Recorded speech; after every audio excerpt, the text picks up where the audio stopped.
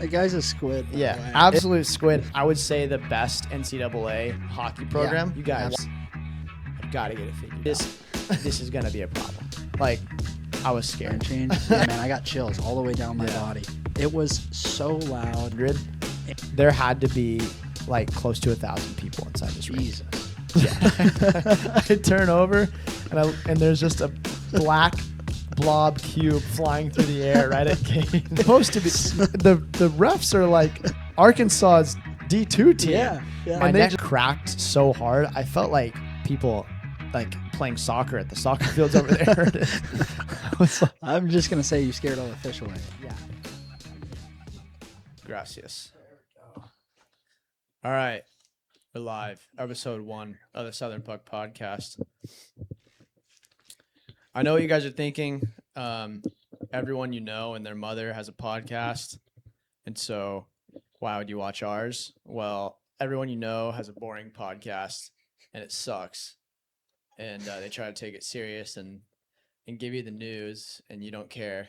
So we're just going to be shooting it. We might have some athletes on or whatever, but for today, it's me and Cater here. Kate, introduce yourself. Brand ambassador, Southern Puck. Name's Cade Walker. How are ya?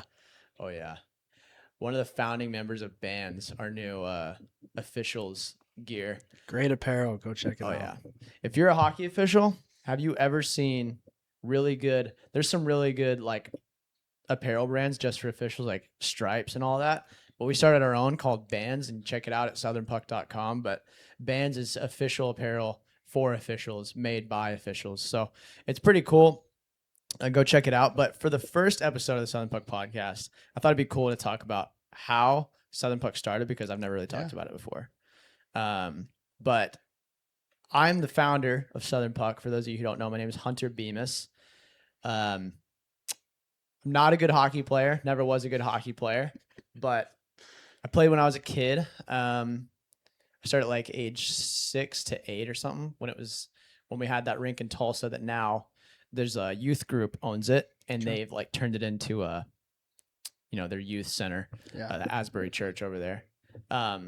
Played over there when I was for 2 years when I was a kid, and then didn't get to play again until I was 20. And I came back and was just like my brother was playing beer league, and he was grinding beer league like for like a year, and he was like, you should come back and try it. So I did, and I was terrible, but I was having fun. So I got addicted, and I noticed Clage was around the rink a lot. I mean, everyone who's probably listening to this knows who Clage Cable is, and even some of you who aren't from Tulsa will know who Clage Cable is. He's in a lot of our videos, but probably the father of Tulsa hockey. Oh, he's an icon. Yeah. Icon for sure. He's we wouldn't really have any youth program in Tulsa if he wasn't here, or it wouldn't be anywhere close to what it is now. But I noticed him around the rink a lot, and I just asked him like, hey, how do I get can you help me get better? Because I was 20 and I just wanted to be better at hockey. And I was like, whatever, I don't care. I don't have anything I'm not embarrassed to ask this guy. And so I just asked him, and he was like, why don't you just come to school of hockey? And I was like, what the heck is school of hockey? I'm 20 years old. I've been graduated for 2 years. I don't want to go back to school. Yeah. I was like, he's like, just come out on Monday. And so I come out, and it's like the oldest kid there is Carter Roberts. And he's 12 at the time. I was like, so he had to be pretty young.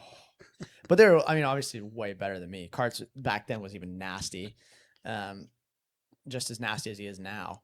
If not, he's came a long way. So, well, compared to his age group, he's just like, oh man, you would just watch him. Oh yeah, he was disgusting. And so I was getting embarrassed by Carter Roberts every day for 2.5 years or so. Played 1 year of ACHA at OSU, Oklahoma State.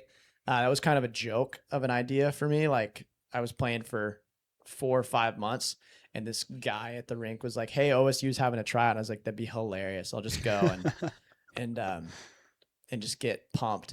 I say thankfully, but only 18 people were at the tryout. So made the squad. There you go. That's all you needed. Just one start. No big deal. I was definitely one of the worst players there, but for I didn't go to school there, so I had to figure out a way through community college to make it work. And then my goal for the whole season was never get scratched. Didn't get scratched all year. And then I hurt myself after my first season. I wasn't going to be able to play for another year anyways. So I was like, you know what? I'm going to make some hats for my buddies and see if they want to buy them. I've always loved the idea of owning an apparel company. So I made some hats. They're like the white original hats. If you have one, send us a picture because those are like legendary. I still have mine. Yeah, mine's locked away. Oh yeah. I'll never wear it again, probably. We made like 10 white hats. I actually went into debt for it. I had a fiance at the time. She didn't know about that until fairly recently. I told her I went into debt to make those 10 hats. It was expensive. Like that, huh? No, it was like $200 to make 10 hats. It was way worse than what we've got going right now. But yeah, so I made those 10 hats and we were at the Stick and Puck I showed up to a Stick and Puck with like you and like Jackson Cable was there and his cousins. Yeah, Zeke and Jensen. I think Cooper Neal might have been there. Was he there? Maybe not. Can't remember off the top of my head. I feel like one of the Murrays were there. Yeah. Brendan was there. Yeah. No, I don't think Coop was there, but just some local like Southern hockey players. And I was like, oh, this is so cool. So I made the hats and just called it Southern Puck. I paid a Fiverr artist to make our logo. It's still the one that we have today. And we've been going ever since. And just like the whole thing is just trying to grow hockey.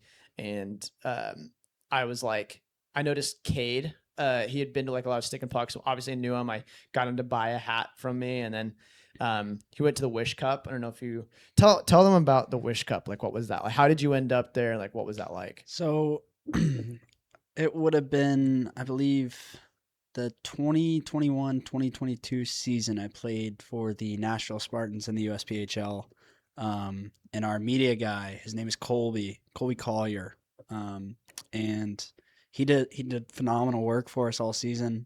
My best friend that I had whenever I played there, he was billeting with him. And so obviously we were hanging out at his house all the time, and he has a son. Colby has a son named Asher. And so Colby started the Wish Cup. Asher has some kind of disability. And so Colby started the Wish Cup because Asher loves hockey. And so he started putting this thing on, and Colby was like, it'd be really cool if you could, come out to the event and, you can play on my team and you can stay with us and everything. So I was like, you know what? If all I got to do is drive there and then I get to play in a tournament of roller hockey, I'm in. So yeah. Wasn't it like the All-Star game you got to play in too? Yeah, I got to play in the All-Star game against guys like Nasher on the bench, Vinny Sauce, Swaggy. I mean, I got absolutely undressed. There's a clip of John Chavo. Great guy. Love the guy.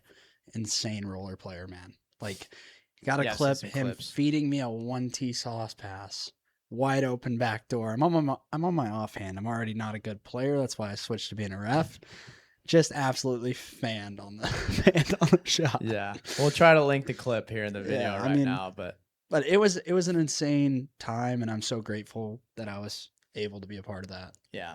Yeah, it's pretty cool. Like, so I noticed he was like, obviously loved hockey, played, knew all the guys that like I was wanting to get in touch with to like try to grow this thing and build a community. I mean, that was it all started with a community. It wasn't like, hey, I'm gonna make this hockey business and try to make millions. No, and like it's still like I'm struggling every day to try and figure out a way for it to make money so we can keep doing stuff. Obviously, go to southernpuck.com. Get your merch. And so I was like, this guy knows people. I go to Stick and Pucks or like drop-ins with him all the time. So I just messaged you one day when I was like out of town, and I was like, dang, I want to start like this brand. I want to get this brand like actually going and try. I'll just try. Yeah. So I messaged you and I said something like, hey, I'm going to try to make some clothing or make more hats. Like, do you want to be a brand ambassador? And he was all for it. Absolutely. And he was also like streaming at the time a lot. He was a successful streamer. And so I was like, he knows how media works. I don't. I was learning at the time. And so Cade had to help set all this up so we could even figure out how to do a freaking podcast. because I mean we were just in here for one, AT Austin Tyler was supposed to be here, and we have pushed this podcast back 4 days. The guy's a squid, by Yeah. the way. Keep that in mind. Yeah, absolute squid. He might show up in the middle of this podcast, and if he does, we're making him sit down. He's got some questions to answer. I actually hope he shows up. He does too. But he was supposed to be here, and we were supposed to do this whole thing, but Cade actually got this all set up. So shout out to Cade for just knowing what he's doing and helping me get all this stuff off the ground. And he also refs our showdown every year. Summer showdown, it's a hockey tournament we do. But Southern Puck is just about growing hockey in the South. We do clothing, and we're getting more into events and everything. But like, I mean, talking about the showdown, like that was another thing I wanted to recap on while we're here. Is just like last year I had this idea, and like we threw it together so fast. Yeah, it was like 2-3 months. Yeah, it was probably in late February, early March of last year, 2025, that I had this idea. I was like, we have all these Southern Puck athletes who are like brand representatives for us, and they just like get a discount on our merch, and we just try to highlight them on social media, and they just help us grow our brand. We try to get all these Southern hockey players who, like, grew up playing together, like under one umbrella together. And they're not paid or anything. They just get a discount on merch if they want to buy it. And there's like literally zero barrier to entry to becoming a Southern Puck athlete. Like, except for we don't take kids who are like too young, because we don't want this like image of us like exploiting kids for money, because it's not at all what it is. So I just stay away from like if you're younger than like 14 or 15. But it's just like case by case. So these Southern Puck athletes, we're just trying to unite like Southern hockey players, because like Cade went to play in Nashville. Well, it was in like Atlanta, right? I played in Detroit at first. That's right. And then I went to Nashville after that. Okay. So like Nashville's still Southern, but he's from Tulsa, goes to play in Nashville. Maybe like, did you maybe knew a couple guys when you got to Nashville, or didn't know anyone? So when I got there, it was their first year. Like they had just started the program, but So I ended up getting a lot of my buddies to come out there. Yeah. So like we have an athlete who went to play in like New York and just didn't know anyone. And like, that's just, we have Kason Musket, played in the summer showdown last year. He's a Southern Puck athlete, just transferred to Michigan in January, like D1 Michigan, like real NCAA hockey. And when he moves in, his roommates go, "Oh my gosh, you're a Southern Puck athlete, aren't you?" And for me, that was like insane. Yeah, that is insane. Yeah. He called me in January, because I was like, "Hey, let me know where you end up going," because he was in the USHL at the time. And I was like, "Let me know where you end up going. I want to make a social media post," because he's like one of our highest level athletes. We just always like highlight him and shout him out as much as he can, because he's from, like, talk about a guy who's from the South, is a blue collar player, like plays the game like honestly in the right way, and is playing hockey now at, I would say, the best NCAA hockey program. One of the best D1 Historic programs. Yeah. Like they call the rink like the Church of Hockey or something. And he's just like unreal. He tells me he's going to Michigan, and I'm like, okay. Like I was kind of hating at first. I was like club, because I just didn't know. I like I said, I've only been playing for like 4 years, and I didn't know like what it took to like play at the like highest college skill level. And so he tells me when he moves in that all those guys were like, "Oh my gosh, you're a Southern Puck athlete, aren't you?" So that just goes to show that like this thing of trying to highlight Southern hockey players is real deal. We even had some World Juniors guys reach out, like Cole Hudson and Riker Lee, Will Zellers, Blake Fiddler's from Dallas. And he all those guys that played on the World Junior team followed the Instagram at the same time. What was that, like February or something? Yeah, I think it was around February. It was like right before World Junior started.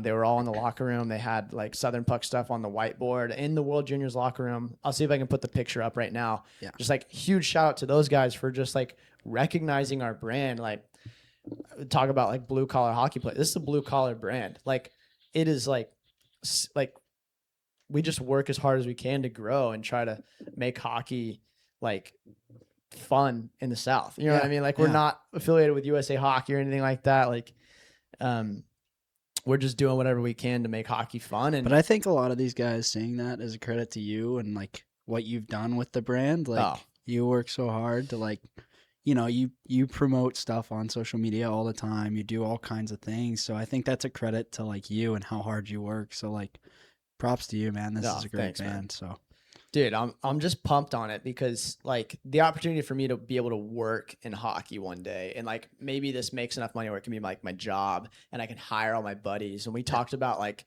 getting a Sprinter van, wrapping it in Southern Puck stuff, and like touring the country for a season or like for a couple weeks out of the season and just like announcing all the stops and like hey, we're gonna be in your city and let's meet up and go like cheer on this team. Like maybe we're in Huntsville and we go cheer on University of Alabama Huntsville, or we're in I don't know, Nashville, and do they still have the USPHL team? yeah, Okay, we're in Nashville. Yeah. We go to Cade's home barn in Nashville and we cheer on their USP team. Like it just stuff like that is just stuff we want to do one day and just like make another like avenue for hockey to be consumed. So yeah, Kaysen Musket, by the way, like he played in the showdown last year, 2025. He made it down. He was, playing for Sioux City in the USHL at the time. And we threw it together in like 2 months, was like, let's get as many of our athletes as we can out to Tulsa, Oklahoma, where we just got this brand new rink. And let's try to put together a tournament. Yeah. And we got the players to commit. Like, holy hockey players out there, you guys have got to get it figured out. I had guys not telling me they were coming until 24 hours before. And I have like, what would you say? We had 400 people in the building, maybe? Yeah, Probably 400, which for Tulsa hockey, like that's a big deal. That's a pretty good number. That's Yeah. a really good number. Like, no shade to our NA3 team, but no one goes to those games. No one goes to like hockey games in Tulsa if it's not our pro team. And even our pro teams, like our numbers, like for our pro team are pretty good when they do those like free ticket nights.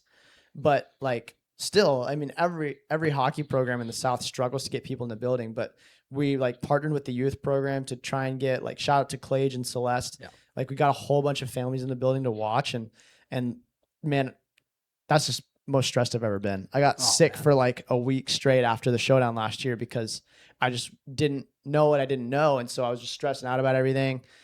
This year we got it to 2 teams again, but we did a best of 3.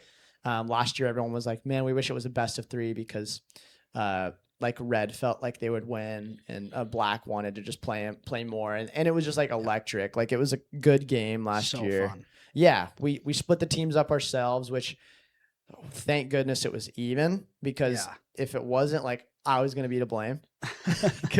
So that was another thing I was worried about, is like, I think black scored the first 2 goals, right? Yeah, Colton Lavasser with the first. Oh, yeah. Yeah, Colton Lavasser, and then Kreisen came down and sniped in the second period. And nasty bar down. Yeah, I was like, this is gonna be a problem. Like, I was scared. I was like, this is gonna be like a 7-rip like blowout, and it's not gonna be fun, and people aren't gonna look forward to next year. And thankfully, if you just get good hockey players together and you get a good crowd for them to like cheer, they're gonna show out. Yeah, they're like. The teams may be a little bit uneven overall skill level, but like the players will step up. That's the best part about hockey, is that it's not like football, where like football's like scripted in a way that it's like you literally run a playbook. Yeah, you can't script anything with hockey. You can run plays all day, but you can run like a play off the face off, but you don't know if you're gonna win the face off. So like stuff like that is just like. When running this event, it was so much fun when it all comes together. This year, we had a lot more help. We were a lot more organized, but we still have a long way to go. And if you're a player who is roughly like junior/college age level, and you want to play in some of the most fun summer hockey atmosphere that you can find, like we're proving that year after year, the Summer Showdown can be like some of the most fun you've ever had playing hockey. And I'm not even playing, and I'm having a blast. I'll tell you, being on the ice with every single player that's out there, There's no feeling like it. Like it's the most fun I've had Yeah. on the ice in a long time. I think that, I mean, it wasn't the loudest barn I've ever, obviously it wasn't the loudest barn I've ever been in, but on Saturday, this past showdown, Jacob Hawley scored to, was it to tie it up? Tie it up Yeah. 6-6. To tie it up 6-6 with like a minute and a half to go. And when the building cheered for that goal, I was like at one end, so I didn't get like the full effect because I was at the end of the rink, but it was like absolutely electric. It was like the empty netter that just got scored. We just watched the Hurricanes win the Stanley Cup, but like it was unreal how, like, Cade, you said you had chills. Dude, I was standing at the blue line, and Holly, I think it was like more like a greasy backdoor, not like a tap in, but it was a greasy backdoor goal because that's just how Holly is, man. He's a dog. He's gonna get in there. He's gonna go to work. And so I'm standing at the blue line, and I see the puck go in the net, and I see Holly wheeling around the net to come over, do the heartbreaker at center ice. So that's an electric cellar. You can't beat that. Yeah. But the crowd just erupted as soon as they saw that goal light go on. The crowd erupted, and I skated to center ice to do my line change. And man, I got chills all the way down my body. It was so loud, and like if you've been in the arena, like you can't really hear a whole lot from outside when you're in between the glass. Yeah. But you could hear it clear as day, and it was insane. Yeah, that arena, like, it was just so cool. We had, because they don't have like it's not like we're splitting the teams up by region this year. Like it was just like, you may have a player that you like on both teams, but the fans like picked, I don't know if you noticed, but like all of Team Black's fans were on this side of the rink. Yeah. All of Team Red fans were on this side of the rink, and they just did that on their own. And it was like pretty even as far as the fan base, except like Holly, like his youth team that he coaches, brought like 20 people from Springfield. Shout out to you guys for driving for sure. 2.5 hours to come watch our event, by the way.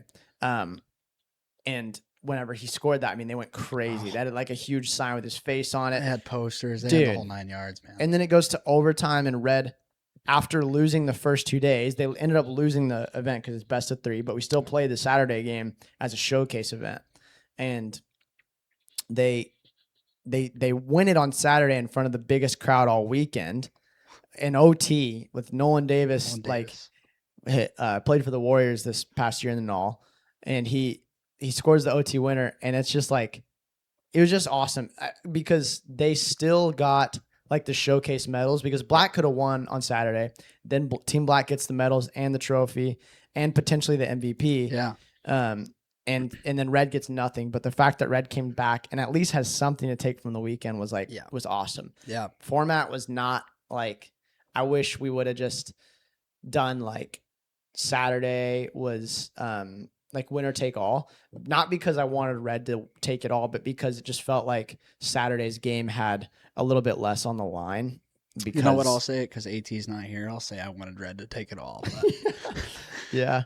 Well, if AT gets here, I'll let him know you said that. He was chirping Holly for the heartbreaker selling. Of course he was. He was like, because he was mad. He was mad. He was mad he did the heartbreaker selling on a tying goal. Yeah. But it was a heartbreaker. Like, I mean, that was kind of a spoiler for Black. I mean, they had all momentum.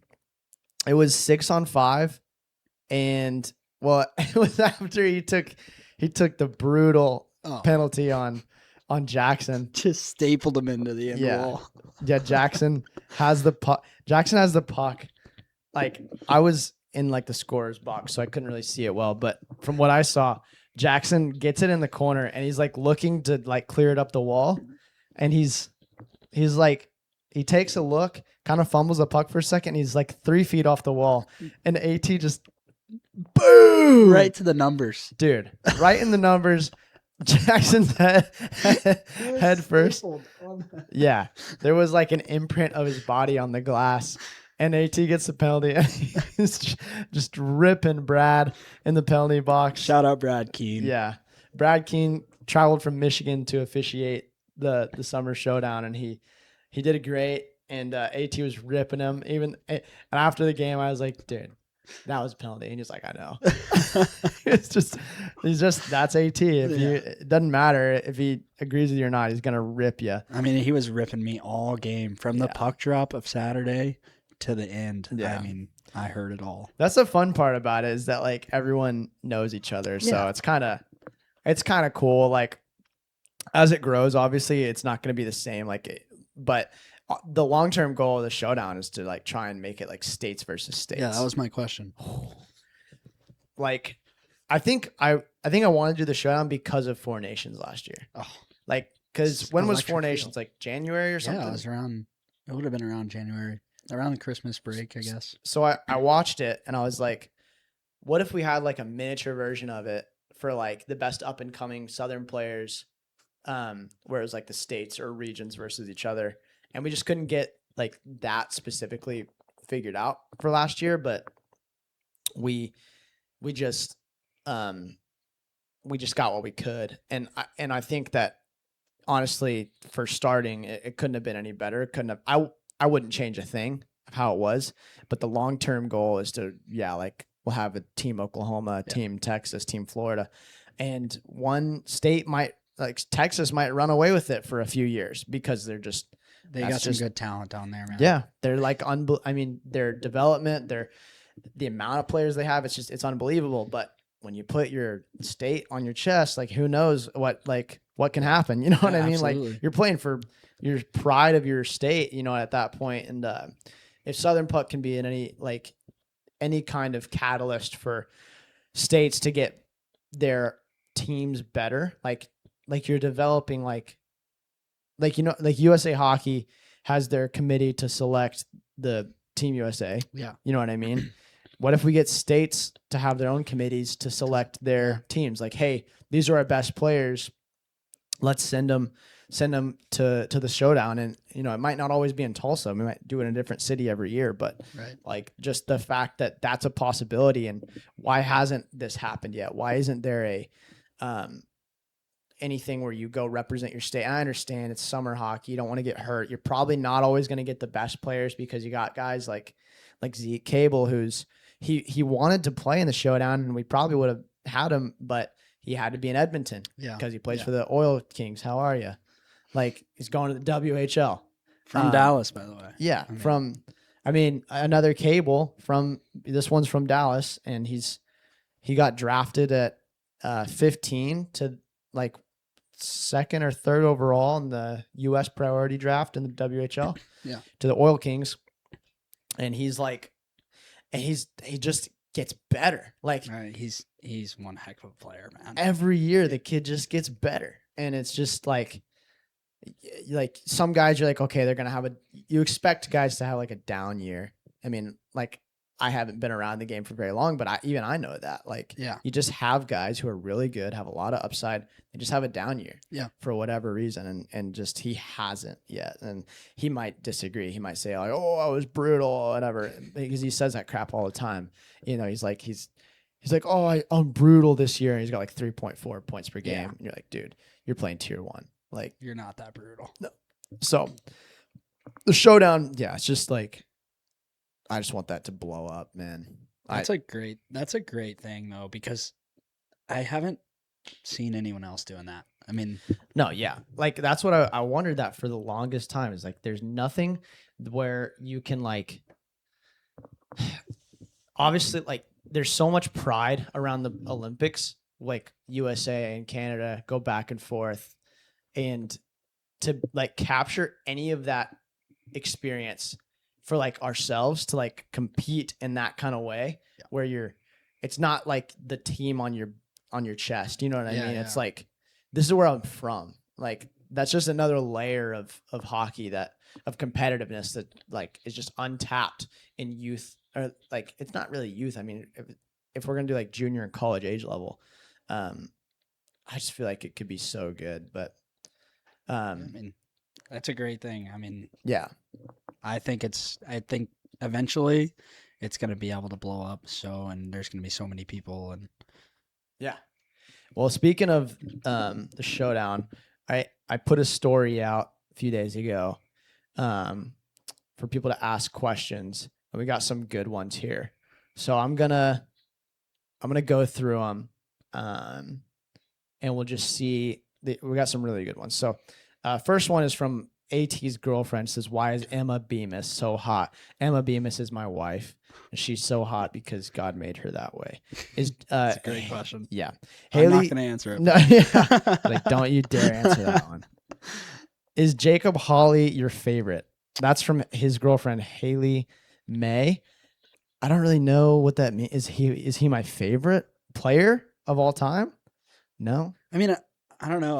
I love Jacob Hawley to death. Another guy that he played in Nashville whenever I played there, and Oh, you guys played together? Well, he was on the premier team. I wasn't good enough to Oh. crack that roster, but obviously, but yeah, I mean, I grew up with Hawley, so I would say he's one of my favorites for sure. Okay. All right. Favorite moment at the Summer Showdown? I'll let you answer that first. There was a lot of good moments. Obviously, I think the most memorable would be obviously Jacob tying the game up 6-6, crowd erupts, right?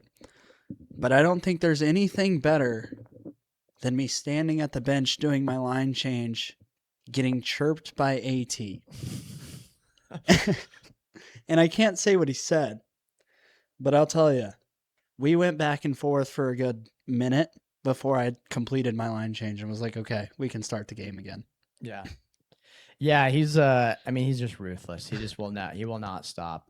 That's why we were excited to have him here today, because you were just like, you can just toss the kid a softball and just like let him, he'll just rant for who knows how long. So anyways, you asked, everyone wants to know who the biggest squid is. That is a question from Cade Walker. Yeah, I'm curious. What's your Who take is on that? the biggest in what? Like the world? I think just like out of the guys, the athletes that we have, Who's the biggest squid? the biggest squid around the rink, around, Oh. just lifestyle. Oh my gosh. The biggest squid. That, I mean, like, I could say AT. Like, Honestly, that'd be just a really because good answer. it's funny, Yeah. because I just like to chirp AT. I don't have an answer. I'll come back to that one because I got to Yeah, think about that one yeah. for a second. But next question is, how do you think the USA Hockey Juniors USA lock will affect the juniors landscape? That's a really good question. Great question. I like the questions about like what's going on in the hockey world right now. So for those of you who don't know, the USA lock he's referring to is USA Hockey just put out a statement, I guess you could call it, that if you compete in any junior hockey league not sanctioned by USA Hockey, you're ineligible to compete in the North American League. It's just the North American League. Or is it any USA I believe it's league? any USA junior hockey league. Okay. So USHL, Yeah. NAHL, NA3. Yeah. So NA3, NAHL, or USHL is like, you cannot compete in those if you play USP, if you play EHL. Yeah. Like, I don't know. Are there any other NCDC? That's Yeah, part of the USP, USP. HL. Yeah. I can't think of any It's others just USP off the top and of my head. EHL, right? Yeah. Like- well, I believe they would also consider like OHL, WHL maybe, but Well, I yeah, could be but wrong. But no one's going. yeah, I don't feel like anyone's gonna leave. No, yeah. I don't really like, honestly, I don't really care. If guys want to, I feel like players really know, like, if I have a shot in the North American League, I'll just stay in A3 with a good affiliate, Yeah. and I'll play. I didn't play junior, so I have a tougher time. Like, I think my perspective is a little unique. I don't like. I understand it makes sense from a USA Hockey standpoint. Like, hey, we have to protect our, like, how we're gonna make money. Yeah. We want to position ourselves as like the premier route to go to the next level of hockey. Like, I'm all for that. Like, it's good business. I don't Yeah, mind sure. it. I do have like issues with USA Hockey and other things that they do, but it just comes down to, like, as a player, like, you just got to realize, if I'm going to choose this route, that means I'm going the NCDC route. You know what I Yeah, mean? yeah. And I'm going to have to, like, I don't know how many NCAA, like, that's a good, I'll look that up here in just a second while you're answering, but I don't know how many NCAA players like make it there from the NCDC, but Right. like, you just have to know that that's the route I'm going to take. You know what I mean? Yeah. So I'm gonna look that up while you Okay. get your thoughts. Yeah, I mean, USA Hockey's, they're doing some really good things, and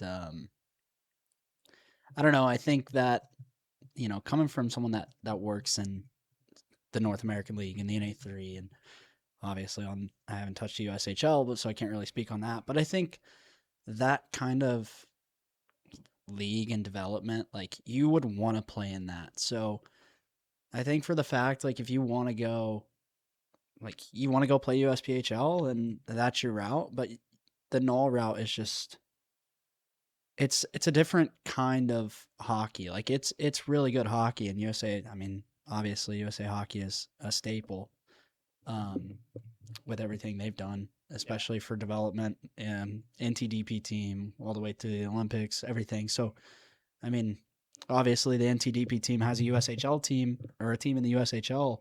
So I think, you want to go that route, then it's a Yeah. really good. I mean, I think it's good for USA Hockey itself. Yeah. It's one of those things that I feel like people are kind of freaking out about, and it really doesn't matter it's that not much. Like, crazy. because if you're playing USPA, if you're playing Prem, like, and you're kind of peaking out at Prem, you're probably not going to play in the North American League Yeah. anyways.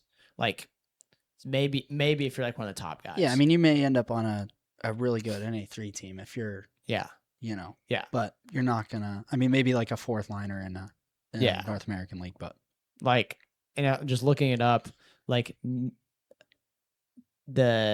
let's see, NCAA D1 features nearly, and this is just a quick Google search, nearly 200 NCDC alumni. So, and if you compare that to North American League alumni, it's like more than 400. So, like double the amount of players make it to the NCAA from the North American League. And I think it's just the North American League has been around a long time, and it does attract, like, if you're a really good hockey player and they say, hey, you can come play and you can come play for the Brahmas in the North American League, or you can go play for Utah in the NCDC. Yeah. Are you going to pick Utah? Bro, I'm not. Like, I'm going to go play for Fonger. Thought wouldn't cross my mind. No. Yeah. And that's just how it is. Like, I can't. Obviously, I never even sniffed junior, but I've been to plenty of North American League games, and like, it's just better in my opinion. Yeah. Like, I'm not gonna like sugarcoat it. I just think it's better. No, I mean, as someone that played in the USPHL, I mean, and obviously working in the NA3, like the skill level it doesn't compare. I don't feel like I've said this a lot. The USPHL has a little bit of skill, but you take someone like from the Florida division of the USPHL and put them in the South division. Yeah.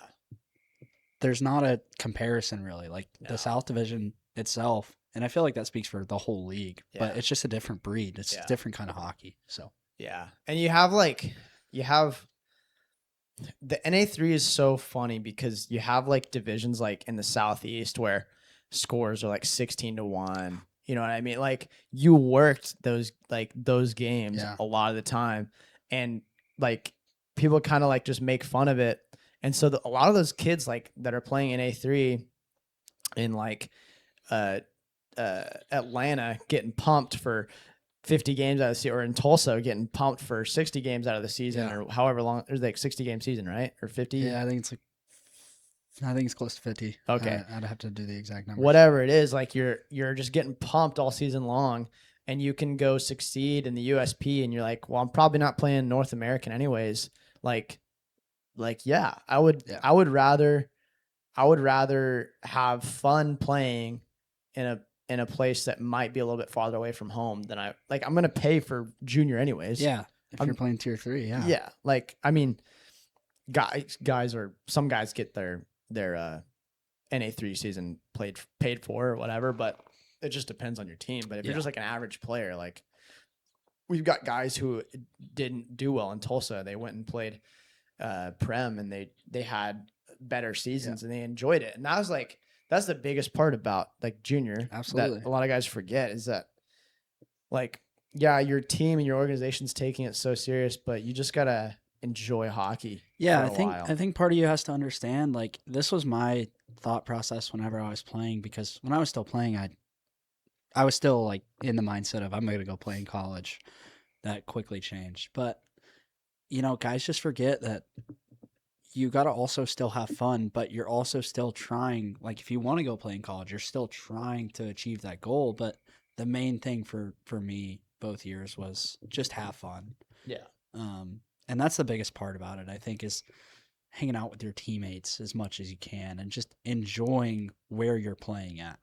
Yeah, for real. Like, just don't take your season so serious. You just got to know who you are. Yeah. I knew because I was 22 playing ACHA D2, and I was like, holy crap. And my EP, they're haters on my EP. Don't look it up. Someone look up his stats. Look up all my stats. It's fat. Hey, I'll tell you. I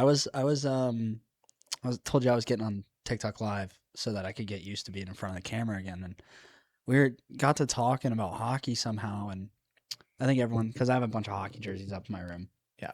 I think everyone kind of noticed, and there's one guy coming in here, and I mean, right away, first thing he came in with was, you only had 13 points in your year of juniors for Nashville.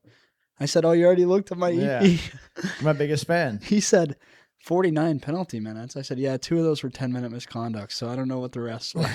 You know how you can like see your profile views on EP? Yeah. How many do you have? Oh, I think I was like 1,000, 1,500 last time I looked. Oh, wow. Okay, nice. I have like 300. Okay. I mean, hey, that's not bad. I've seen worse. I thought it was going to... No, I don't want a lot. That's the thing. Yeah, so everyone that's watching this, go view his EP. Yeah, my name's Austin Tyler. Okay, don't view that one.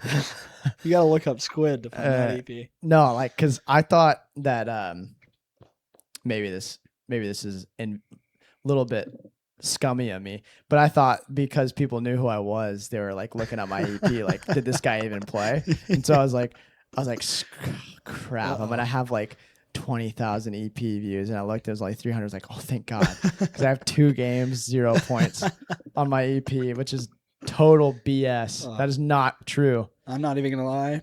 I think probably 9 out of the 13 points of my EP are probably phantoms that were just gifted to me.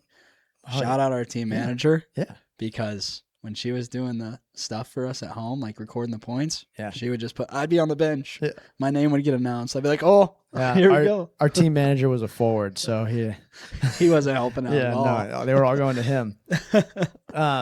Anyways, all right, so that question was from JT Byers. Yeah, the USA lock, it's like, I guess it's a big deal, but guys aren't going back and forth anyways, in my opinion. It doesn't really, not very often anyways, it doesn't really matter. If you leave the NA3 to play USP, you're probably not coming back to a USA league anyways. So next question is from Luke Yahola. Yo, what are you going to do to grow the brand from now to next summer for the Showdown?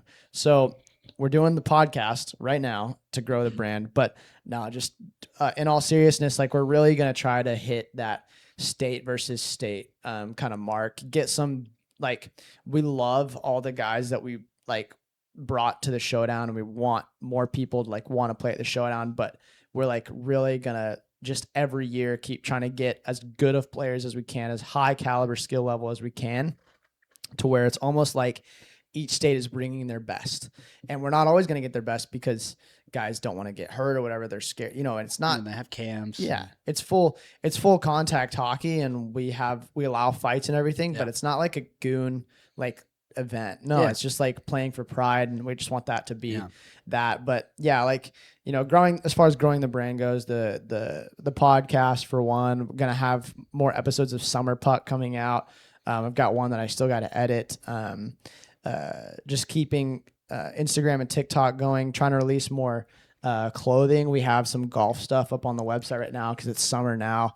4th of July is coming up, so we have these USA hockey hats. Cade's wearing one. I love. We got one on. We need to name our mannequin. We'll think about it. Yeah. Drop some suggestions in the comments. He'll be in every episode. Our mannequin here. He's wearing some nice shades right now, but he's wearing the USA hockey hat as well. You can pick that up at southernpuck.com. Support us so we can keep making episodes. But yeah, we just want to keep growing in whatever way we can. If you want to see more stuff out of us, if you got good topics for podcasts in the future, let us know. Next question's 2-parter, comes from Gage Y on Instagram. What challenges have you had to navigate growing a new brand in a saturated market, and how did you end up moving through said challenges? Which is a really good question. I'm gonna probably be answering the most of that one. Yeah. Challenges, I wouldn't call it I mean, hockey apparel, I don't think is very saturated. Because I see saturation as like how many quality brands are there that are really putting themselves out there. Like a saturated market is like pressure washing. Like anyone can do it. There's no barrier to entry, and it's very cheap to start up. For sure. Like starting a Southern hockey clothing brand is very niche, has a very high barrier to entry as far as like getting followers and getting people on board and helping people to understand it. You have no idea how many questions I get about like, what is Southern Puck? Like, what is like, and it's not hard to explain, but it's not obvious. And that's okay. Like, I love explaining it because that means people are curious of what it is. Like, it's, and I just always tell them, it says, we're brand promoting Southern hockey. And they say, okay, well, how do you do that? We make a lot of clothing. We make YouTube videos. We promote Southern hockey players. We sponsor teams. We do events. So like, as far as challenges go, it's just brand awareness. Like, I really feel like Southern Puck is like a niche that not many people have ever explored. And you kind of see it. And like, I posted a reel. It was like, are you tired of hockey apparel that looks like this? And it was like a cringy, like live, love hockey shirt. And I've seen some like clothing brands that make stuff that's like hockey is life. You know what I mean? It's like Southern, like branded or whatever. And it's just like, if that's for you, that's great. It's not for me.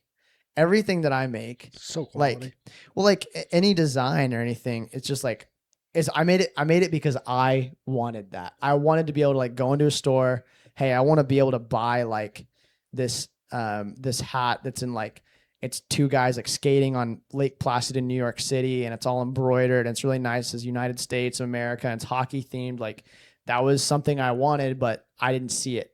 And USA Hockey and like Selly make like fantastic stuff, but I make stuff that I would want to wear. Yeah. And I just hope that people like it. And so far it's worked. And if people don't like it, okay, I don't do it. But like, just brand awareness and helping people to understand what Southern Puck is probably the hardest challenge, because like we kind of created a niche that wasn't like we're creating a market for a product that we already have. Yeah. It's not like there was a market that was like, I really hope someone makes a Southern hockey company. Yeah. Like, no, it was like, I'm going to make a Southern hockey company and create the customers. Like, I'm going to convince the customers that this is something they want. Right. And I think it really is something that people want, because when people learn about it and they understand, you know, that's the biggest thing. Like in starting a new business is the first like 90% of your time. And this is just like any business, 90% of your time needs to go into letting people know that you exist. 'Cause you can have like, I asked my wife this like a couple weeks ago, and I'm getting into boring like business talk right now, but would you rather have a good product and horrible marketing, or a horrible product and great marketing? And like, the easy answer is I want a great product, because I don't want to make anything that's like, you know, terrible. Right. You know what I mean? But on the flip side, if you have a great product or a horrible product and you have great marketing, you're giving people a piece of crap. Yeah. But if people don't know you exist, then you don't have any way to grow. For sure. So if you blow your whole load on this horrible product and your marketing stinks, or even a great product and your marketing stinks and you don't make any money off of it, you're done right there. Yeah. Yeah. It's baby steps. So like, I felt like our first hats weren't great, in my opinion. I didn't love them. Like, I wanted to make better stuff. So 90% of my time just goes into, let's make better and better and better and better and better.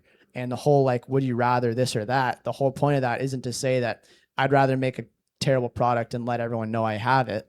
No, it's that, why not both? You can make a good product and have good marketing, and that's the hardest thing is just like having to learn how to be a marketing, For sure. like be a marketing director for yourself. Yeah, Like, that's yeah. tough. Because it's not like you starting business, you can go hire all these people No. to do that for you. No. So it's all groundwork until you know, Yeah. get established and can do that.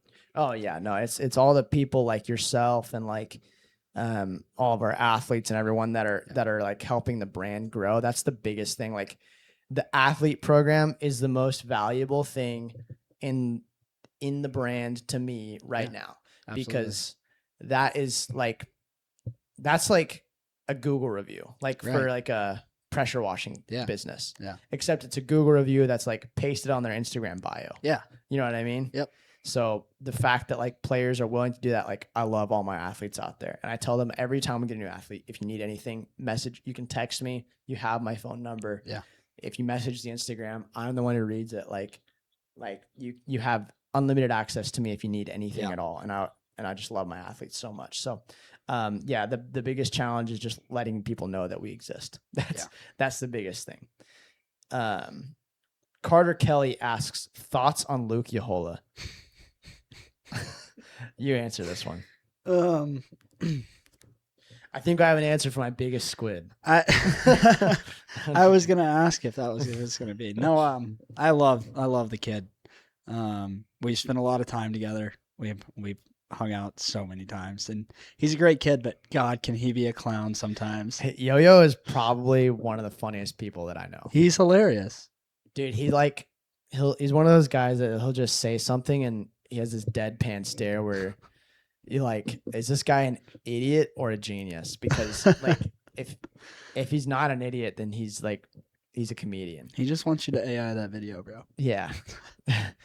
That is such a doofus sometimes. No, Yo-Yo's great. We love Yo-Yo. Yeah.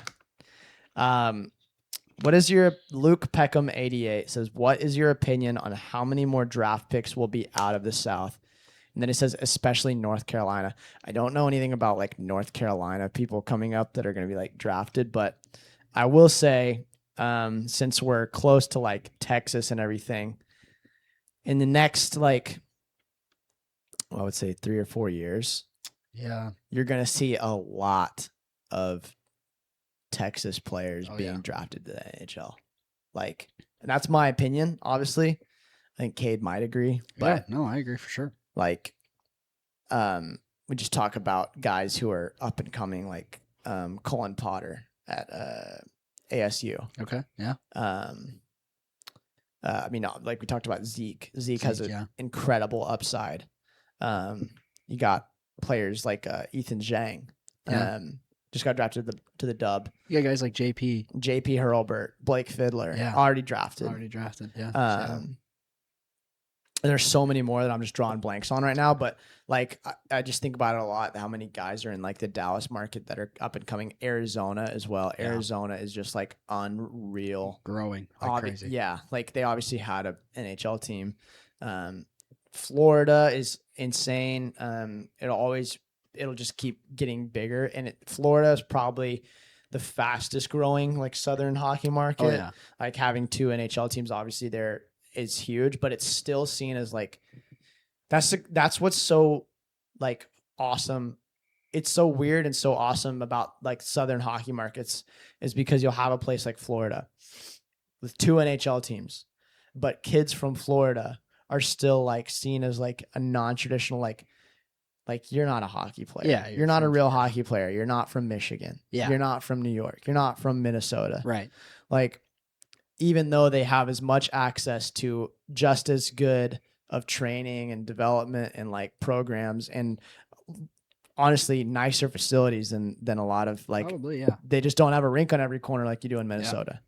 Like, so, and it won't be like that for a long time because like in the South, there's just like culture in the South is very conservative and rinks are notorious for not being moneymakers. Yeah. So you'll have less rinks in the South, which is going to keep it like a niche market, which means that I stay in business. Yes. That's all we're here for. Yes. I hope hockey doesn't grow. I'm just kidding. So, yeah, I just like I said, I don't know anything about like North Carolina people. It's definitely a market I want to get into, but I just don't know right now. I mean, I think tonight kind of helps, Yeah. Carolina winning the Stanley Cup tonight. And Yeah. obviously on the day we're filming this, but Yeah. yeah, I mean, I definitely think that helps, Yeah. especially over in Carolina areas. Yeah. It's absolutely unreal. I mean, there's guys like Brent Burns was in Carolina for for a few years, but he lives in Texas now. He's from Canada, but like the guy's like he's turned into like a Texan. Like I honestly thought he was from like Florida or something before I looked up his EP. Yeah. I had no idea. So the South's definitely got a lot more, like Nashville, St. Louis. Like I would consider those southern markets, even St. Louis is kind of a non-traditional hockey market. Yeah, you look at guys that come out of there, the Kachuk brothers. Yeah. Like they're doing some good stuff over there too. So several there's a AAA Blues goalie just got selected like second overall in the OHL draft. Like I mean, there's always good guys coming out of the AAA Blues program. Yeah. So all right, this one comes from UTSA Hockey. Thoughts on last year's Battle of I-35 / UTSA Hockey. So what are my thoughts on the Battle of I-35 and UTSA Hockey as a whole? That's how I'm going to take that question. So the Battle of I-35 is UTSA's rivalry against Texas State. Okay. And honestly, so we went down there in February, I want to say, or so. Or maybe it was before. No, maybe it was before Christmas break. I can't remember. But no, yeah, it was before Christmas break. So it was like December. Went down there to film a video with UTSA Hockey, Southern Puck University, which is like our kind of spin on like Chicklets University type videos, but with club hockey. And we went down there for that video, and I honestly thought, I was like, what are we doing? Why are we going down to San Antonio? Like, there's going to be no one at this game. I don't know what the skill level is going to be like. I was grateful that they wanted me to come out, but I was like, I hope this is not a waste of time. Right. Because this, like, gas and a hotel is like very expensive. Right. For our company who makes like not a lot of money. So, I get down there, we do the kind of the video, and it's like going okay. And videos, like, we're getting good footage. So I'm happy about that. At least we're going to have a good video out of it. And then the game starts, and I'm like, okay, we're getting like close to warm-ups, and there's like a whole bunch of people in the lobby, and it's like, okay, it's public skate. And I look over on the public skate sheet, and there's like no one there. And I look through the other window at the like sheet where the game is, and this rink is like, if you were to look at like the capacity, it would probably say like 200. There had to be like close to 1,000 people inside this rink. Jesus. Yeah. You could not walk. Like it may not have been 1,000, but it felt like 1,000. Right. Like, it's like the Oilers, like the OIC, it's smaller than that. Okay. It's smaller than the OIC as far as like how much room you have. Yeah. So there were people obviously up in the second level. There's like where the spectators are, that seats maybe 100 people. And then there's like a little bleacher thing in the corner of the rink, and that seats like 50 people. And then there's standing room, obviously, along the side. Yeah. All the seats are full up top. All the bleachers were full on the bottom. There was not a space to get on the glass. And it wrapped all the way to like 10 feet away from the benches, maybe. Like, it was going behind the nets. UTSA has their own like off ice, like cheerleaders pretty much. Yeah. What are they called? They have their own Instagram. The name is escaping me. I'm so sorry if you're listening to this, but they're beauties. They're awesome. Like, they're just like they're just supporting like nonstop. Yeah. They're awesome. So, they had like people dressed up in like luchador stuff with like UTSA's, like, and then like it's just electric. Yeah. It's ACHA D2 hockey in San Antonio. That's crazy. Texas State versus UTSA. And it's like one of the most electric atmospheres I've ever been to. And even in the lobby, like, there's the viewing glass, like, look out onto the rink, and like it's like 3 rows deep in the lobby, like watching. Wow. Like, it's just like, that's wild. Unreal. You so never guess. UTSA hockey, if you're in San Antonio for anything and you look at their schedule and you see that there's a game around the time you're there, you you gotta at least just go say what's up and see the level of play. And if you're looking to play club hockey and you're not sure where to go or whatever, like we toured the school and everything too. The school is like so chill. Really? Like it's not like a big party scene or anything like that, obviously, but it's, I mean, such a cool place. Like it blew my expectations out of the water. I was hating for sure. I was hating for sure. And I was very pleasantly surprised. So yeah, if you get to work some ACHA games, you got to beg for. Oh, I would love to do some of those. Sounds so electric. Beg the TCHC guys for some UTSA. That sounds electric. They're ripping the refs too, so you'd have some fun. I would have a lot of fun with that. Next one. Oh, and also the locker rooms are like pretty close to each other, so there was a little bit of a off ice chipper going on. So I didn't see it. To hear that. Yeah. Caleb Shaw, who helped out with our broadcast for the summer showdown, asks, bubble or cage? So I'm gonna assume this means like you're playing like club. Yeah. Bubble or like youth. Bubble or cage?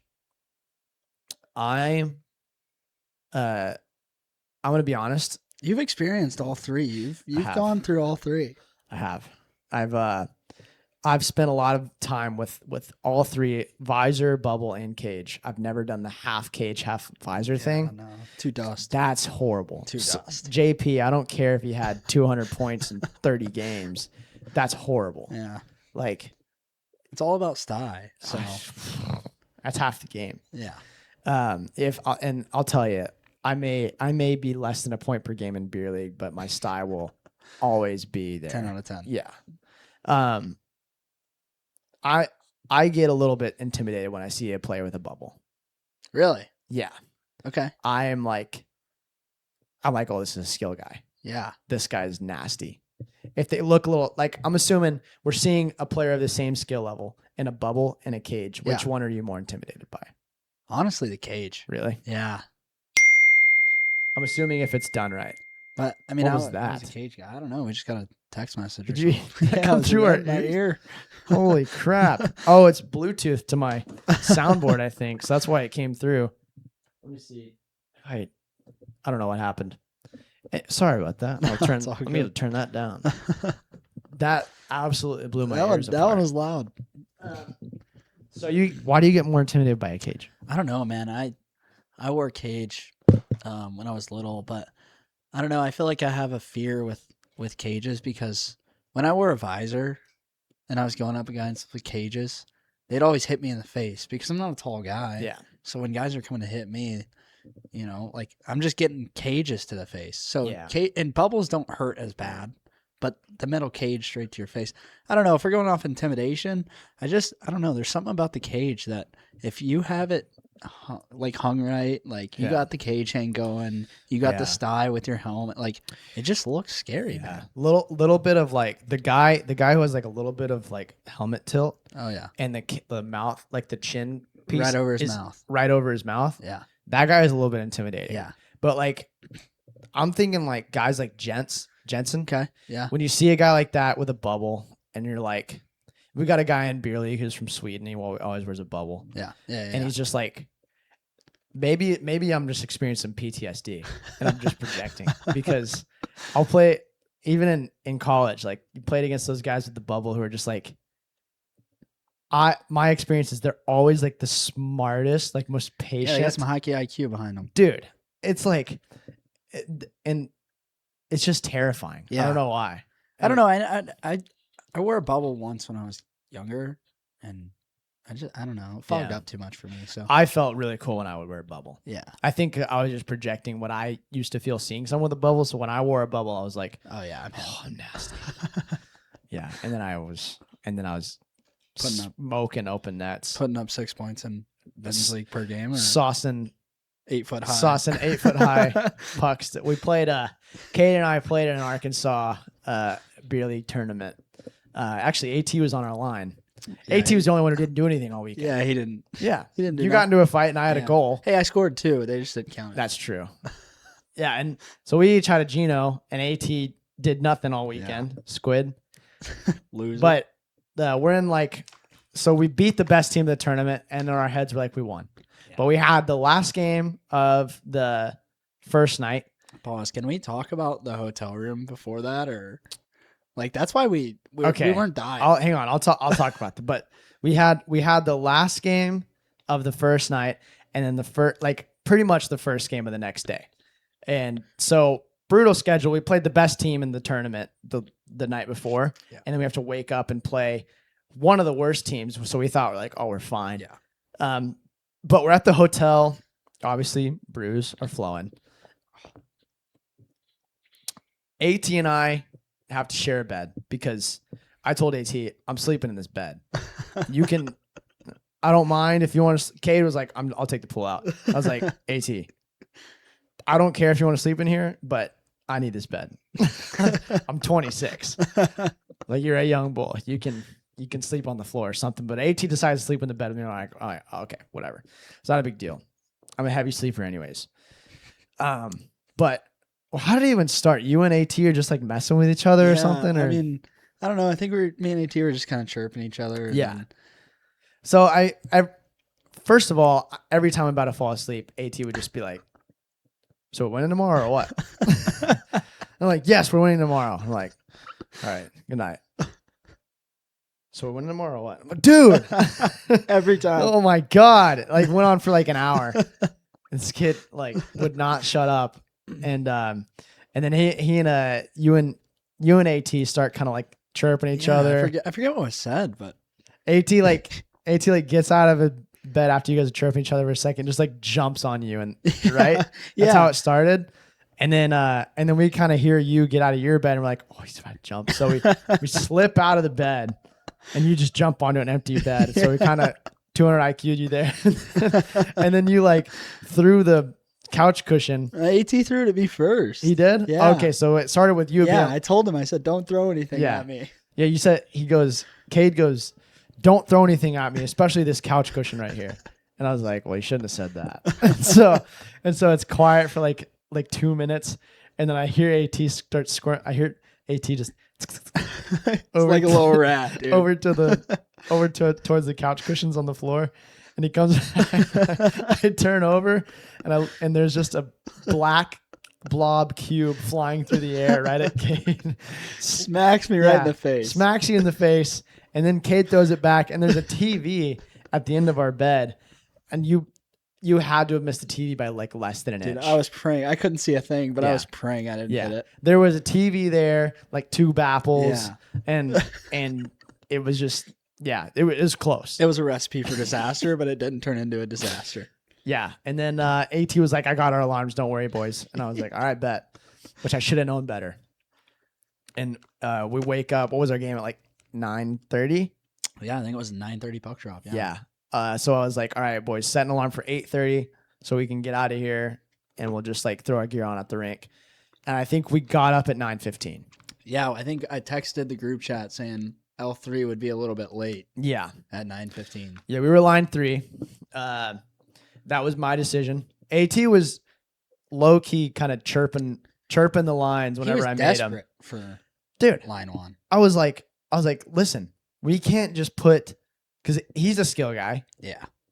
I was like, we can't just put like all. This is a beer league tournament. You don't just stack one line like you do in youth or junior. Yeah. You have to have like You got to have depth. one guy on each line. Yeah. And it's not you and I, buddy. Absolutely. It's not. Hey, It's not us. we two. know our place. So, yeah, your place is getting into brawls in the blue paint, and mine is tying up a 7-foot guy in the corner for the puck.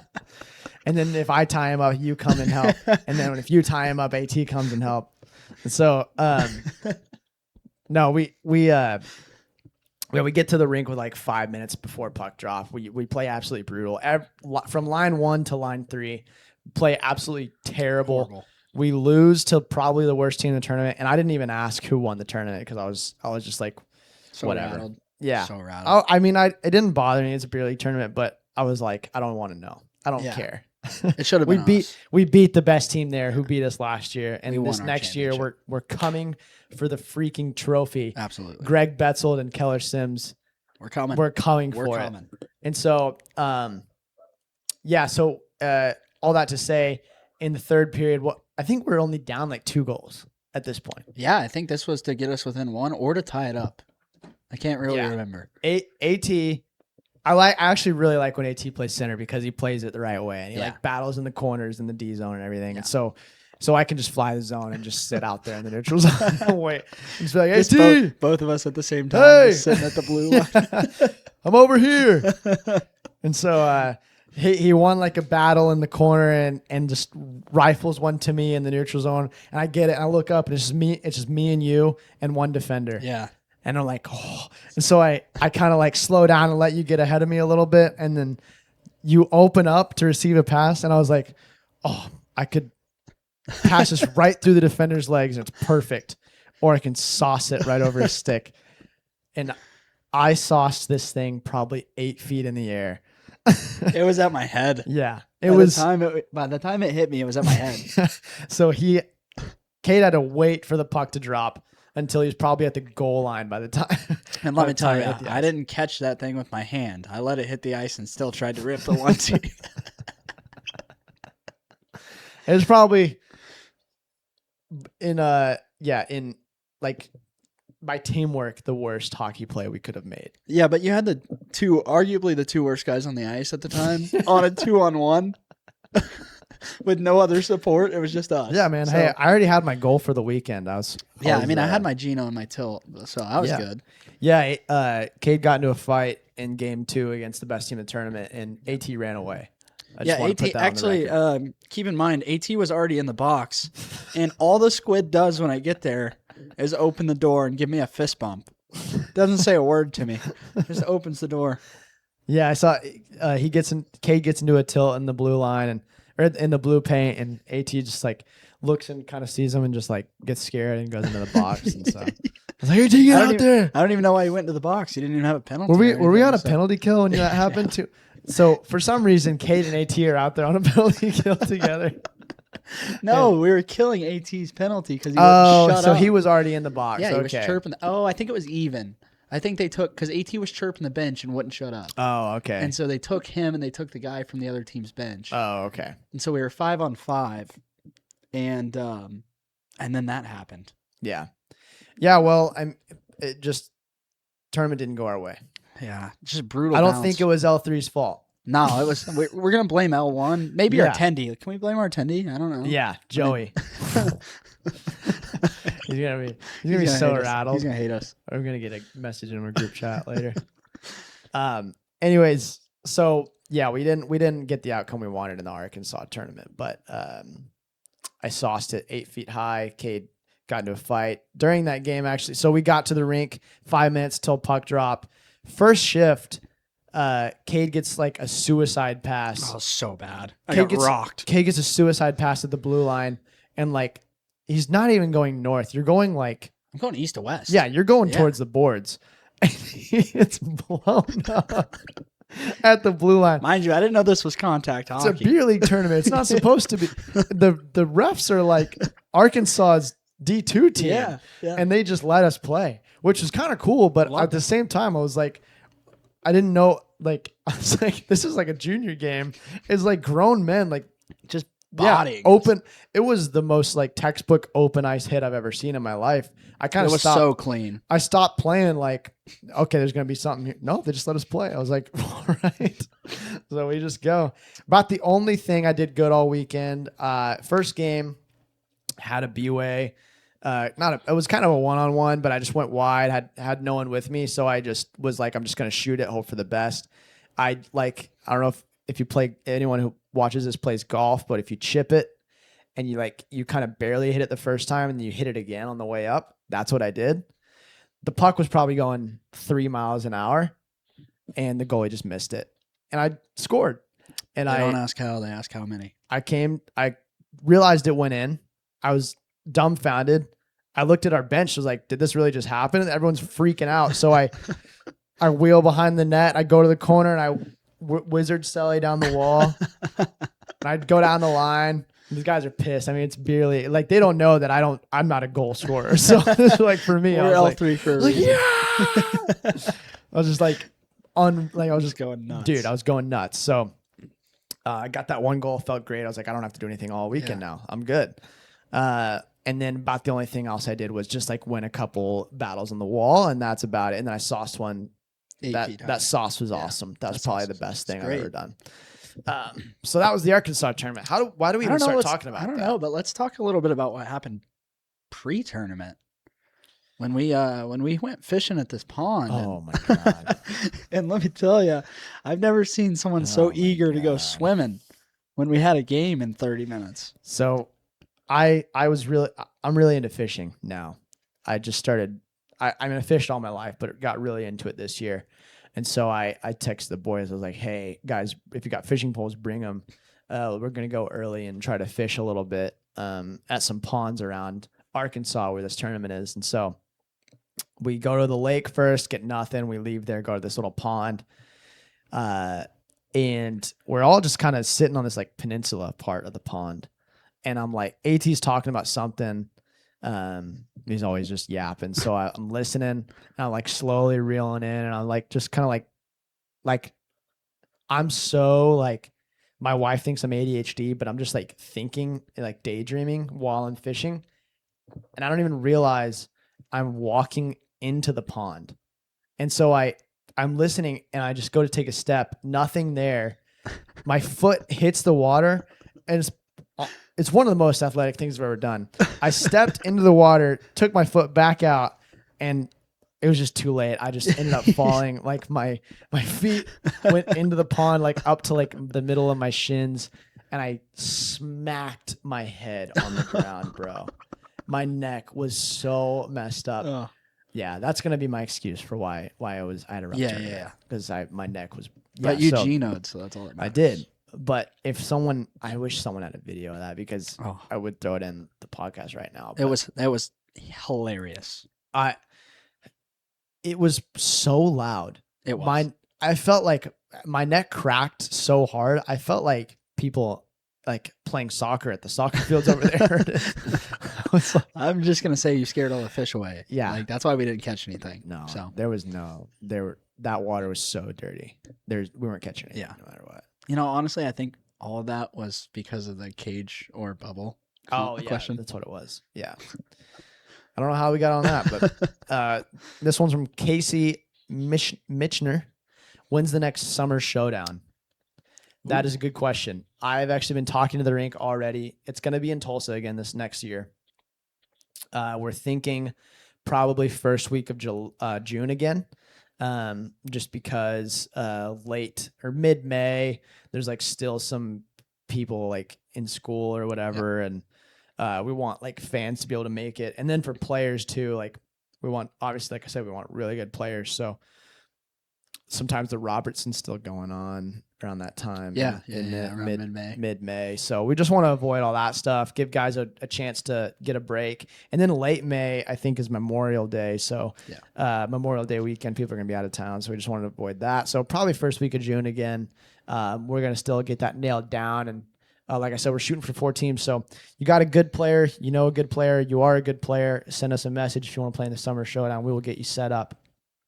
Callan 918, which I believe is Callan Williams, says, what's the hardest part about running the showdown? I'll speak from my point of view, and then I'll let you speak from your point of view, actually, like running the game, because he's like keeping the players and the coaches in check while I'm doing everything off ice. So hardest part for me about running the showdown is just organizing all the jobs that we need done.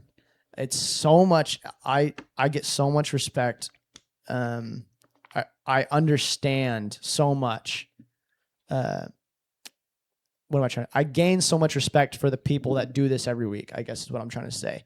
Obviously, it's not always like we're doing a big production for our games, but like it's just so much to like make sure that we have someone doing broadcast, media. We've got ticketing, we've got merchandise booth, we've got like refs, we've got off ice crew, like game ops, volunteers, making sure that like surveys get sent out to people so we can understand, trying to get the numbers so we understand like how many people came, and that's why like every part of feedback is just so huge. And then thinking about ways that we can make it better. And I want to go back to one question. I'll let you answer actually, and then I'll go back. Okay. Yeah, I'd say probably the hardest part for me is just trying to find the middle ground. Being on the ice, I'm with a bunch of guys that, one, I used to play with, and two, I hang out with off the ice, and three, that I talk to, because most of them, if not all of them, are athletes to the brand. And I love helping Hunter out and helping out the athletes when they need questions answered or whatever. So I'd say the hardest part for me is just trying to find the middle ground. I have a guy like AT who's feeding me for 60 minutes a game, and I've got to determine whether he's being serious or if he's actually just chirping to chirp, because we tell the guys we don't want them to come out here and they're all taking 2-minute minors for unsportsmanlike. Like, you're gonna chirp us, we're gonna chirp you back. So I'd say, that's the hardest part, is just trying to establish the fact of, are the guys yelling at you because they're serious, or are they yelling at you because they want a little bit of content / a little bit of fun. So I would say that's the hardest part for me. Yeah, I think you guys did a great job though, because the biggest thing that like we want to make sure is known is that like we don't have soft refs ever working the showdown. As long as Cade and I are a part of it, like, we aren't gonna have guys who can't take a little bit and give you a little bit back. Because in my opinion, that's just the way. In a super competitive atmosphere like that, that's just the way it's gonna be. Like, you're gonna have guys chirping each other, and if you have refs that can't handle it, it's not fun for anyone. It's not fun for the fans. The refs hate it. The players hate it. No one likes it. So we have officials who can give you a little bit back. They can take it, but if it goes too far, they're going to control the game. So like, everyone is going to have their opinions on this call should be that way or that call should be this way. And that's just how it's going to be no matter what you do.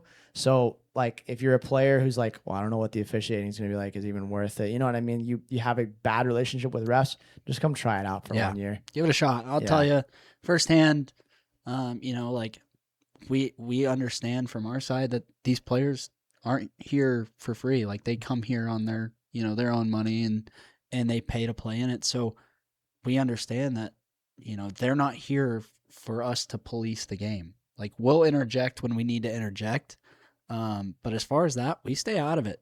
Most of the time it's policed by the players. Like, there was, I think, 3 or 4 high sticks over this past showdown, and the guys would immediately just stop. The guy that high stick someone would just immediately stop. So stuff like that. Like, we don't interject unless we have to. Yeah, I think it was handled really well. And I was going to go back to at the showdown next year, we got some really cool things that we really want to do. Hopefully we can make it work. Like, we want to bring a band in, like a school band. So it's like Minnesota high school hockey or like college hockey, like that kind of atmosphere, stuff like that. Just like make the atmosphere so much better. Things that you can't really get all the time in Southern hockey, like you can up north. So and that's like, North paved the way, and we're not competing with Northern hockey in any way, but we just want to be able to kind of emulate the good things about what make people want to watch hockey in the South down here. So for sure. All right, I've got a couple things that I want to get some opinions on. So this came out 13 hours ago. It's 2026 NHL draft comparables, best and worst case scenarios for top prospects. So Gavin McKenna obviously is like a huge topic. Yeah. I freaking love the kid. Like beating a guy up for talking smack on your mom. Oh yeah. And then like having that on your record or whatever, and then just doing the scoring and then doing the McGregor walk, stuff like that. It's just so cool. So I want to get your opinion on this comparable for Gavin McKenna. So this is the hockeynews.com. They have Gavin McKenna, high-end comparable, Nikita Kucherov. Wow. I never even thought of that. That's a pretty big comparison. Yeah. Like, obviously in my head, the first comparison when Gavin McKenna's name is thrown out is Connor Bedard, right? I feel like that's a comparable for everyone. But Kucherov is that I don't know, that's a pretty big, like, Kucherov's a staple, man. Like, he's a great player. Yeah. my comparable for Gavin McKenna was like Kyle Connor. Okay. That was like kind of like lanky, skill guy Yeah. who can just like is probably not as good of a scorer as Kyle McConnor Right. would be. Like, I mean, I don't know. Obviously, Kyle Connor's like, is he past his prime or is he? I don't know. How I don't old he know. is. I mean, I think he's still pretty young. Okay. But like Nikita Kucherov, I mean, this is obviously high end comparable. This is low end comparable. Kent Johnson. I'm gonna be honest, I don't even know who Kent Johnson is. Really? Kent, no, that was Cole Sillinger. Wrong person. But I believe Kent Johnson, if not, used to play for the Columbus Blue Jackets, if he still does. That sounds familiar. Yeah. But yeah, I just thought Nikita Kucherov was interesting as yeah, that's a pretty high comparable for best comparison. yeah, and I just thought that was really interesting. But as far as like hockey news, we got Jordan Stahl winning the Conn Smythe. How do you feel about that? I mean, the guy did have an unreal playoffs. Don't get me wrong, but yeah, I'm probably gonna butcher his last name. Brandon Bussey. oh yeah, The Holy Bus. electric. the I mean, Bus. I think I saw a stat. I think it was on Instagram, and it was after Game 5. I want to say through the games that he was in, his save percentage was like a .981 or something like that. I mean, that's in unreal. the Stanley Cup Finals. Yeah. I mean, I think he played in 3.5 or 2.5 games. But I thought for sure he was going to win the Conn Smythe. I don't know. yeah, I mean, I think that he was a close second, very close. He probably had to be, if not like, I don't know. I mean, the stuff Eichel was doing was pretty nuts. Like, Yeah. And I don't know how often the Conn Smythe goes to losing team, but The last time I can remember was Connor McDavid. yeah, he won. Didn't he win the MVP this year? I believe so. Yeah. Like the season MVP. Yeah, season MVP. So, anyways, another story that I want to talk about that I don't know why I still feel like no one talks about this kid. JP Hurlburt. Okay. Like, people don't understand. Let me look at his like bio. 6 foot, 183, 18 years old, from Allen, Texas. And people, like, I know he's in the draft combine. He's projected to go 12th overall in the NHL draft from Allen, Texas. This is a huge deal for Southern hockey. Absolutely. And I'm kind of disappointed in myself that I haven't made a bigger fuss about this. Not a fuss, like made a bigger deal about this, like on our Instagram. Yeah. Because this kid is doing like, this is probably going to be the highest, like, what would it be? Like the highest, like, peak of Southern hockey players, like born and bred. Yeah. Like, not like, He wasn't like imported. no. He was born. Yeah. Yeah. He played in the Brick, obviously. I think he played in the Brick for like when he was a kid. But like so many Dallas. Zeke played in the Brick when he was like 8. You know what I mean? And he's like born and raised in Dallas. But JP Hurlburt, if we go through his season, I might put his EP up on the screen right now. But if you look at his 2022-23 season in 14U AAA, it says 75 games played, 195 points. I watch a lot of like young hockey players. Yeah. Because I have to. That's part, like, we try to get kids into the athlete program and help want to grow Southern hockey. I have never seen any kid get close to 195 points. That's some insane stats. Yeah. That's insane. It's like, it's unreal. And then in Kamloops, 97 points in 68 games. Like, let me look up Connor Bedard's WHL rookie season, because I mean, I know Bedsy's was like unreal, but I don't But just know. for a perspective, like, I mean, Kamloops, like, Yeah, and he Those was are like some good numbers. he was like he has no interest in like playing for anywhere else. Like he's just Yeah. like a organization guy. He's just Yeah. like he was like, I'm here at Kamloops. I love Kamloops. Regina Pats. I mean, he only played 15 games that season. Let's go. His 62 game season had 100 points. JP Hurlburt in his 68 game season had 97 points. Remember how big of a deal people were Bedard making was. of Bedard? Yeah. And in my opinion, JP Hurlburt's more versatile of a scorer. Right. He just doesn't have a rip like Connor Bedard Yeah. does. I mean, he's not scoring all the fancy goals that No. you're seeing everywhere. Like, yeah, He's not doing probably the toe he's got drag a few release and here all and there. that. Yeah, he's not doing the toe drag release, so he's not getting No. blown out of But- proportion. Like the kid is like unreal. And I know I said we weren't going to talk about like boring like, hockey news or whatever, Yeah. because that's not what we want to be. But like, it's just unreal. I've just felt like no one talks about JP Hurlburt for some reason. Like the kid he's putting up numbers like comparable to Connor Bedard's rookie WHL season. I mean, he also played NTDP, kind of like, and I was talking to Booker about this, kind of was like snubbed on the NTDP team, and in some of our opinions, like wasn't on the power play. Like didn't get a ton of. I mean, he played 56 games, had 37 points. Like Right. he played like a lot, but he was just kind of like he's just been overlooked for some reason. And I just feel like people just kind of need to wake up and see how good this kid actually is, because he is unreal. But yeah, like I said, I mean, and then he's going to University of Michigan, possibly next season to play with our guy Kaysen Musket, Wow. which is going to be unreal. They're not going to be on the Absolutely same line, electric. probably. Oh. Maybe they will. That would be an electric combo. I mean,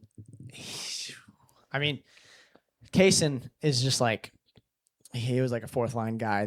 He came in January and he got some time in the playoffs too. Like when they were in the overtime against Denver, I think he went out for like 2 shifts, but he was like, every time he touched the puck, I was like, just shoot it, just shoot it, just shoot it. And we get a Southern Puck athlete to send Michigan to the Frozen Four. Holy crap.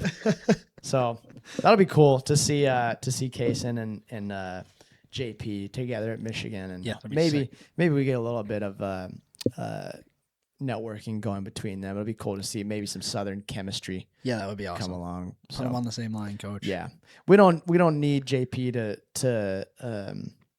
to like be all in on Southern Puck, but if he wants to, We take- won't say no. we're huge fans of you, JP. If this makes it to you, I know Fiddler and some of those other guys sometimes watch our YouTube videos. So if you guys know JP, send him a message, let him know we're huge fans, we're supporting him, and if we can ever help him out, we'd love to. So, anyways, you got anything else for it? No, whatever topics you think Cool. we need to hit. No, yeah, I just wanted to get this first episode out Yeah. there. Like it's about time we did a podcast. I mean, like I said, I know all your grandmothers and your aunts and uncles and cousins all have podcasts. So if you took the time to listen to this one, thank you so much. Go to southernpuck.com, check it out, support us, help us be able to make podcasts like this for you all the time. And if there's anything specific that you want to see from us podcast wise, like let us know. But we're just going to keep it going. We're going to try to keep this weekly and just make it fun for you guys and give you another opportunity to consume more content from us, because these are easy for us to film. The day in the life and all that take forever for me to edit, especially because Southern Puck is not my main job. I do another thing that actually makes money for my family. So check Cade out as well. Go follow him and support him through his officiating career, and give him a follow at is it Cade4 Walker? Cade4 Walker. Yeah. Yeah. So give him a follow on Instagram. Check out Bands. It's where_bands on Instagram. That is our hockey officials apparel page. And you can check out SP Hockey Gear on Instagram as well. That is our website, or as our Instagram specifically just for merchandise. So you can check that out. And then our regular Instagram is obviously just Southern_Puck. Is that enough Instagrams for you guys? Holy crap. Only 4. What about your personal one? Can we get that one? HBemis91. My bio says one of the hockey players of all time, which is accurate. So He's one of them. I'm one of them. And yeah, you can see pictures of my son and my wife on there, and with some, I think I probably have top 10 song selections for like when you post and you got like multiple photos on Oh, there yeah, and you yeah. can put a song. I think I probably am like in the top 10 on picking songs for Instagram. Your one the posts, other day so. you posted was really good. Oh yeah, Oh, 2 Princes. Anyways, yeah, check us out. Give us a like and subscribe, and share this with all your friends. We're only doing it on YouTube for now. If we can maybe get it on Spotify or Apple Podcasts, if you want it to be there, just let us know. But for right now, it's going to be on YouTube. But that's it for us. I appreciate you guys watching, and yeah. yeah. Cool. Thanks for having me. Yeah. Thank you guys. See ya.